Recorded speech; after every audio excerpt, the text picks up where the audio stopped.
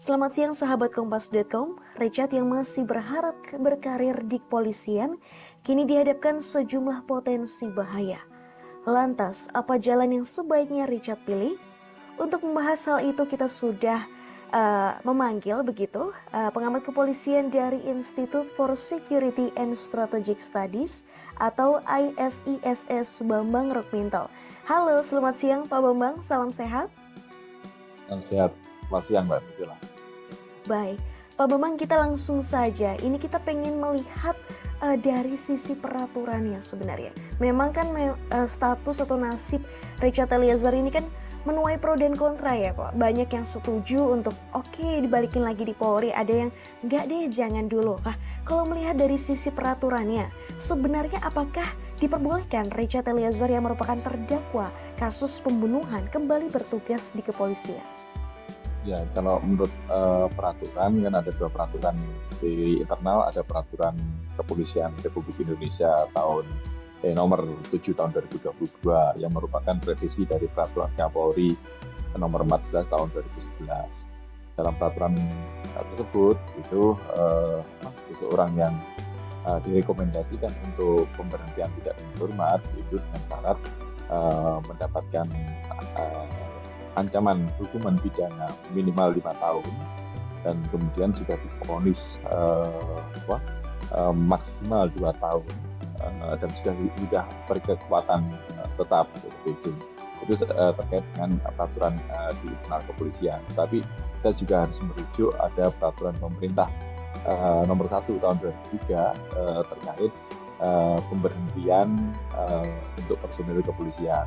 Dalam peraturan pemerintah tersebut itu mengatur bahwa seseorang anggota kepolisian itu bisa direkomendasikan pemberhentian tidak dengan hormat dengan persyaratan mendapatkan hukuman pidana. Itu saja, jadi tidak ada ukuran 1 tahun, 1,5 tahun. Meskipun dalam pasal di PP tersebut juga berbunyi ada lanjutannya bahwa seseorang yang sudah dipidana ada klausul bahwa mendapatkan pertimbangan dari pimpinan instansi seperti itu. Baik. Jadi saya melihat itu berarti ada 2 peraturan ya Pak Bambang ya? Ya, kalau menurut tata perundang-undangan tentunya PP ini di atas peraturan Kapolri atau peraturan kepolisian. Makanya harusnya itu yang harus jadi patokan. Bisa cantolannya memang ada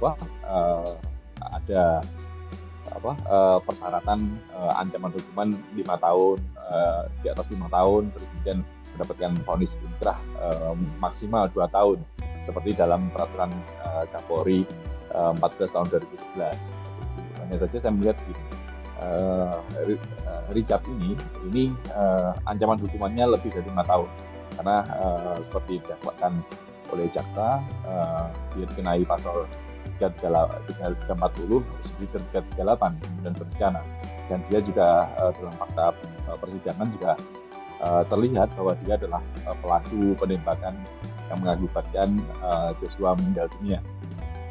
Bahwa dia sebagai justice kolaborator itu memang kita layak mengapresiasinya gitu. Karena untuk menjadi justice kolaborator tentunya membutuhkan keberanian, integritas yang tinggi seperti itu. Hanya saja poin sebagai justice kolaborator ini sudah diapresiasi oleh pengadilan negeri dengan memberikan hukuman 1,5 tahun. Makanya ini ketika ini ada usulan atau ada usulan untuk Richard ini masuk kembali ke kepolisian, ini sesuatu yang sangat berbeda sekali. Karena kepolisian Polri ini adalah lembaga penegak hukum yang seharusnya memang taat pada aturan dan tegak lurus pada aturan. Kasus Richard ini terjadi karena Richard tidak taat pada aturan tapi taat pada perintah atasan. Terlepas bahwa dia adalah seorang anggota polisi dengan yang level paling bawah sebagai anggota BRIMOB, tapi ini kan tidak dalam kondisi perang atau dalam kondisi operasi keamanan. Makanya tetap saja hal itu tidak bisa dibenarkan, gitu. Tidak bisa dibenarkan. Makanya kalau ingin menjadikan ini momentum untuk membenahi organisasi kepolisiannya yang lebih baik, menuju polisi yang profesional, yang taat pada aturan, inilah saatnya. Makanya Polri tidak bisa sekedar mengambil kebijakan yang populer dengan menarik kembali, mengaktifkan kembali Richard sebagai anggota kepolisian. Resiko memang akan banyak pro kontra, tapi kalau ini benar-benar ingin dijadikan momentum untuk membenahi organisasi kepolisian, ini langkah ini yang harus diambil oleh Kapolri. Baik. Pak Bambang, tapi sebelum kasus Richard ini sebenarnya apakah ada begitu situasi serupa di mana seorang yang telah menjalani hukuman pidana lalu diterima kembali begitu untuk bertugas di kepolisian? Ya, kasus Broto Seno kemarin kan juga pernah mencuat kan, dan banyak lagi terkait dengan kasus-kasus yang sudah divonis pidana tetapi juga belum disidang etik, seperti kasus Irjen Napoleon Bonaparte misalnya, seperti itu. Makanya saya melihat kalau Richard ini diaktifkan kembali, ini akan menjadi presiden buruk.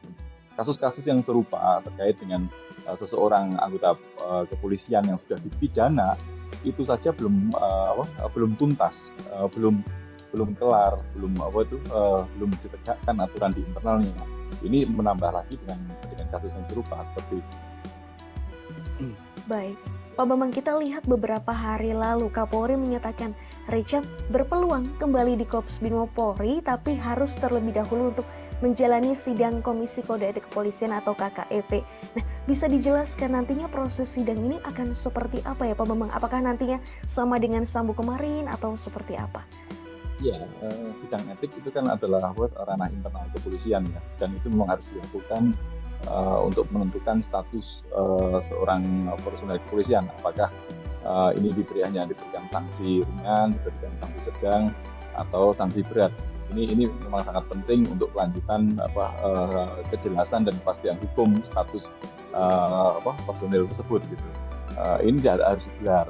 Tapi kalau kita melihat selama ini banyak juga kasus-kasus yang tidak segera digelar meskipun sudah menjalani sidang pidana dan sudah mendapatkan vonis dari pengadilan pidana, yang seperti yang disampaikan tadi terkait kasus Napoleon Bonaparte, kemudian juga Brigjen Aris Budiman yang berbarengan dengan dengan Irjen Napoleon itu. Mohon maaf kalau saya salah sebut nama ya. Artinya apa? Kalau kasus Richard ini kembali dan tidak mengikuti aturan yang berlaku dan Polri tidak tegas, hanya sekedar mengikuti atau memilih kebijakan yang populer karena desakan masyarakat, ini ke depan itu akan muncul lagi hal-hal serupa. Kapolri bisa abuse of power atau menggunakan kewenangannya untuk melakukan hal yang serupa. Bisa merubah kebijakan seperti itu. Baik, tapi memang secara nanti proses sidangnya seperti Sambo kemarin ya Pak, memang nanti dari hasil putusan sidang vonis kemarin dijadikan pertimbangan, lalu memutuskan, lalu kalau misalnya memang di PTDH atau menerima sanksi tertentu nantinya akan dijalani setelah menjalani hukuman pidana yang 1 tahun 6 bulan penjara tersebut. Ya, semuanya harus digelar ya. Sidang etik nanti itu sesuai dengan peraturan kepolisian tersebut. Memang nanti kepolisian membentuk komite sidang etik ya, komite kode etik dan profesi, yang itu nanti akan digelar karena pangkat Richard ini masih di level paling bawah. Mungkin nanti atasannya langsung tidak sampai ke Kapolri yang membuat menggelar sidang komite kode etik tersebut. Lalu nanti setelah itu bisa ada proses banding atau sampai banding dan kemudian Kapolri yang memutuskan. Pak Bambang, tapi saya pengen lihat dari kacamata Pak Bambang sebagai pengamat kepolisian begitu kan. Memang kalau kita lihat sekarang ya di tengah masyarakat sendiri rasa optimistis bahwa terkait ringannya vonis Richard nanti di sidang KKEP begitu, itu sangat besar begitu. Mereka sangat ingin bahwa Richard nantinya bisa kembali lagi di Polri bertugas begitu. Nah, tapi kalau dari kacamata Anda sebagai pengamat kepolisian, apakah Anda melihat Komisi Kode Etik juga akan bersikap ringan terhadap Richard, atau justru kemungkinan KKEP mengambil keputusan kebijakan pemecatan seperti Verdi Sambo kemarin? Kalau saya melihat tren sekarang, sepertinya KKEP nanti akan mengambil kebijakan yang populis ya, karena terkait dengan indeks kepercayaan masyarakat kepada kepolisian. Tetapi kalau ingin, tadi saya sampaikan di awal, kalau ingin melakukan pembenahan dan ini menjadikan ini momentum perbaikan Polri ke depan, tentunya mengambil sikap yang tidak populer. Salah satunya juga akan memberikan rekomendasi pemberhentian tidak dengan hormat. Karena apa? Kesalahan Richard ini sangat fatal, gitu, melakukan pembunuhan rekannya sendiri, meskipun atas perintah atasan, tapi kan tidak dalam kondisi yang bukan dalam kondisi tidak normal, itu bukan dalam kondisi perang atau dalam kondisi operasi keamanan. Ini hal yang dalam kondisi yang normal-normal saja. Artinya kan meskipun dalam tekanan apapun, seharusnya tetap ada upaya untuk menolak gitu. Tapi kan faktanya tidak demikian. Ya, kita memahami bahwa dia adalah seorang brimob, tetapi kesalahan ini tetaplah sebuah kesalahan yang harus resikonya harus ada pada Richard gitu. Makanya hukuman itu sangat pemberhentian tidak hormat ini sangat penting bagi organisasi Polri gitu. Karena di sisi lain tidak ada urgensi sama sekali untuk mengembalikan Richard dalam struktur aktif kembali pada kepolisian gitu. Urgensinya apa gitu. Makanya saya melihat bahwa kalaupun nanti diambil Richard ini akan diaktifkan kembali, pertimbangannya saya lihat hanya kebijakan yang populer saja, hanya ingin mengembalikan kepercayaan masyarakat, karena selama ini kepolisian kan dihantam dengan ketidakpercayaan dengan berbagai kasus. Tetapi hal seperti itu sebenarnya tidak perlu, karena saya melihat model pola-pola pencitraan seperti itu sangat instan dan sangat mudah berubah gitu. Makanya saya berharap sih Kapolri mengambil kebijakan yang saat ini memang tidak populer, tapi untuk membangun kepolisian yang lebih baik ke depan, yang lebih profesional ke depan, untuk mengambil kebijakan yang lebih tegak lurus pada aturan seperti itu. Tapi saya ingin tarik ke sisi Richard Eliezer, Pak Bambang. Kalau kita menilai lihat panjangnya perjalanan sidang ini, kan kita melihat bagaimana melihat seorang barada atau pangkat terendah dalam kepolisian ini melawan seorang jenderal bintang 2 di persidangan. Nah, apakah Anda melihat ini sebagai ada bahaya begitu yang mengintai jika Richard kembali lagi untuk berdinas di kepolisian? Ya, potensi ancaman itu selalu ada ya. Bukan hanya untuk di luar kepolisian atau Richard di dalam kepolisian. Potensi itu selalu ada. Tapi kalau melihat kultur kepolisian yang sejak awal dalam kasus ini pun banyak yang saling menutupi, kemudian juga yang menyeret sekian puluh orang dalam kasus ini, tentunya resikonya sangat besar sekali terkait dengan upaya ketidaksenangan dengan langkah Richard untuk membongkar kasus ini seperti itu. Tapi saya meyakini juga bahwa institusi Polri itu punya mekanisme sendiri untuk mengamankan personilnya gitu. Tapi kalau melihat kultur sekarang, sepertinya hal itu sangat bertentangan dan resikonya juga berat bagi Richard seperti itu. Saya melihat gini, terkait dengan Richard ini kan seorang yang berani, tulus, loyal pada atasannya dan memiliki kejujuran seperti itu, dan integritasnya juga layak untuk diapresiasi. Tetapi tidak harus di institusi kepolisian. Saya yakin dengan kapasitas dan kompetensinya dia, itu banyak kawan-kawan di luar yang bisa mendorong Richard lebih berprestasi lagi. Gitu.